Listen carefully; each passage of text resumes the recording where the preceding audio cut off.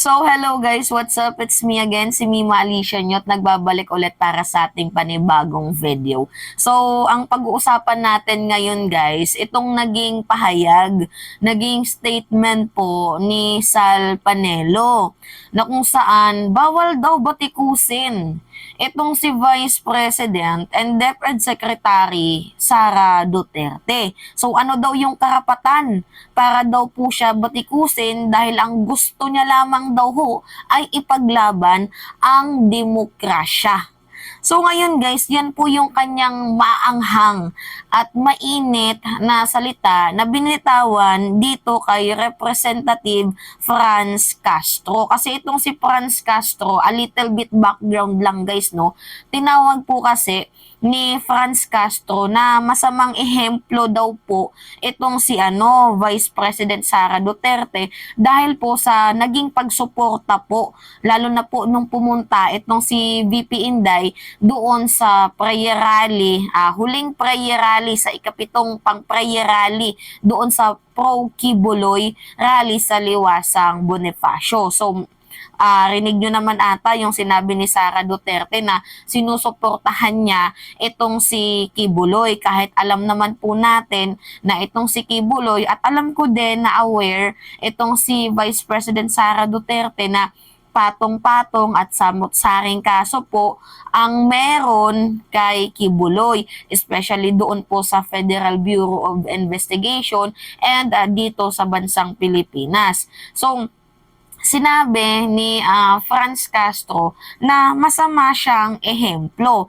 Guys, disclaimer lang ha, baka kasi mamaya may magsabi na, baka si Mima, taga-bundok yan, ganyan-ganyan, kaya sumusuporta kay Franz Castro. So, lilinawin ko lang guys ha, hindi po ako sympathizer or supporters ni Franz Castro. And hindi ko din po gusto yung ginagawang pangre-recruit ni Franz Castro, lalo pat alam nyo naman na merong issue itong si Franz Castro, 'di ba, nakasuhan noong taong 2018. Hindi ko po gusto yung ginagawa ni Franz Castro, pero ako yung tipo ng tao na pag may nagawa pong tama, i-embrace po natin. Suportahan po natin ang tama. Ang tama lang guys ha. So ngayon sa pahayag kasi ni Franz Castro, malaki po ang kanyang punto. Dahil unang-una nga po itong si Vice President Sara Duterte ay isa pong DepEd Secretary.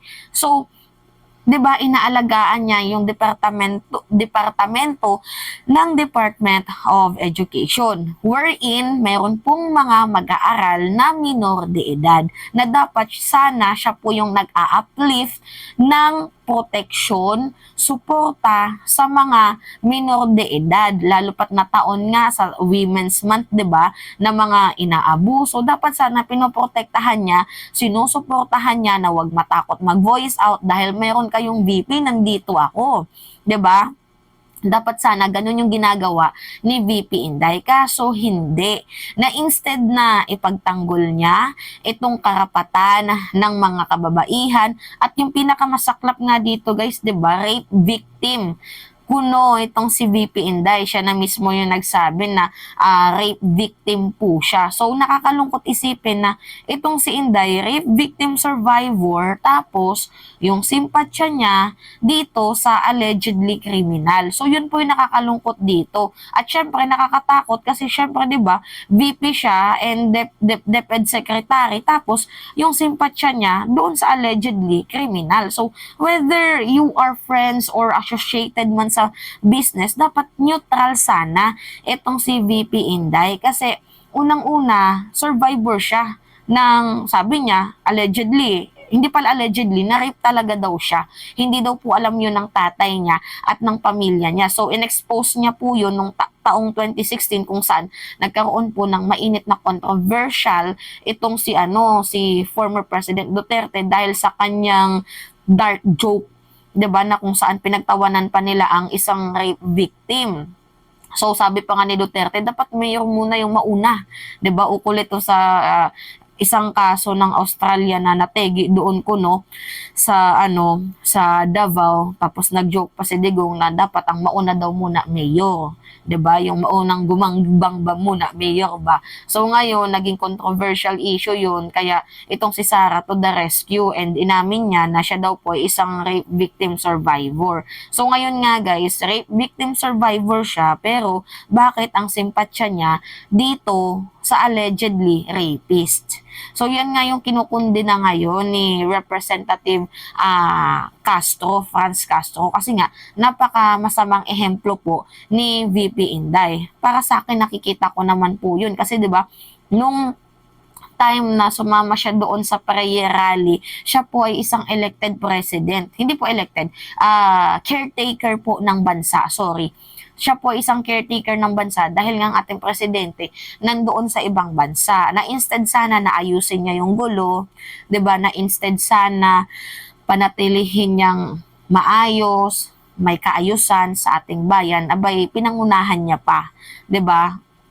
Kumbaga tinolerate niya pa itong prayer rally na to. So ngayon nagsalita itong si Sal Panelo kasi natamaan siya sa real talk ata ni Franz Castro kasi natira niya ng todo itong si Inday. So ngayon ito yung kanyang pagdi-defend. Una-una, bakit mo sasaklawin ang isang mamamayan na ipagtanggol ang nakikita niya ng kawalan ng katarungan? Sinasabi mo, Cuddler ng, para bagang hinusgahan mo na talaga. Ito ang naging tugon ni dating Chief Presidential Legal Counsel Attorney Salvador Panelo sa naging pagpuna ng makakaliwang mamabatas na si Franz Castro kay Vice President Sara Duterte sa pagtatanggol nito kay Pastor Apollo C. Kibuloy. Ayon kay Castro, masamang ehemplo umano sa mga kabataan si VP Sara na kasalukuyang DepEd Secretary. Kamakailan kasi nagpaabot ng suporta si VP Sara na mabigyan ng tamang pagtrato sa batas ang butihing pastor mula sa isyu na ibinabato rito mula sa Kamara at Senado. Sinabi pa ni Panelo kay Castro, tingnan mo kaya sarili mo sa salamin para makita mo kung cuddler kanino. Diba? Yan po yung yung pagdidepensa ni Panelo. Kahit alam naman po natin guys na mali yung kanyang pagdidepensa dito kay Sara Duterte. So yan nga po guys yung pinakapangit dito kasi itong si Inday, mali na nga yung ginagawa niya, dinidepensahan pa siya ng mga alipores niya na dapat i-correct na lang sana siya, no? So, kagaya din dito kay Inday, dapat itong si Inday, kinukorek niya itong si Kibuloy. Ang nangyayari, kina-cover up niya pa ba guys itong mga hindi maayos na ginagawa ni Apollo Kibuloy. 'Di ba? Dapat sana if you are a true friends, iko-correct mo, dadalhin mo sa tama, gagabayan mo yung kaibigan mo, hindi yung kakampihan mo sa masama.